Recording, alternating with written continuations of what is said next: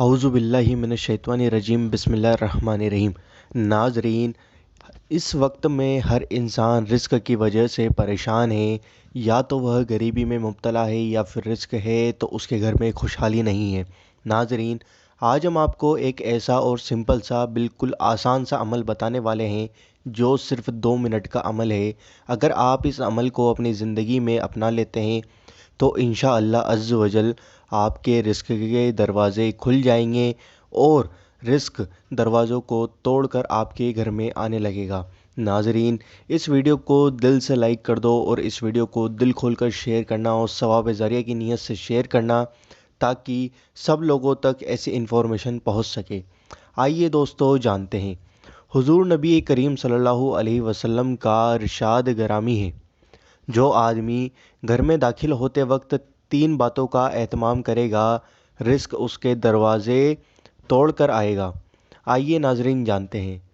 السلام علیکم ورحمۃ اللہ کہے، خواہ سامنے کوئی موجود ہو یا نہ ہو، مطلب گھر میں کوئی موجود ہو یا نہ ہو، سلام کرے۔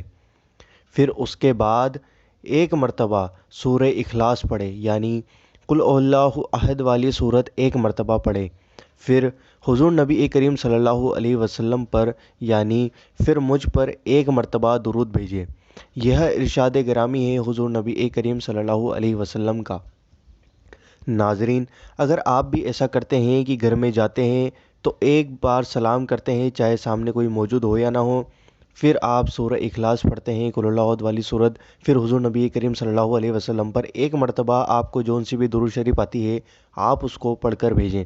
تو دوستو، اگر آپ یہ عمل کرتے ہیں تو انشاءاللہ عز و جل آپ کے گھر میں رزق کی پرابلم ختم ہو جائے گی، آپ کے رزق کے دروازے کھلنے لگ جائیں گے اور آپ بھی مالدار ہو جائیں گے اور آپ کی پریشانیاں ختم ہو جائیں گی۔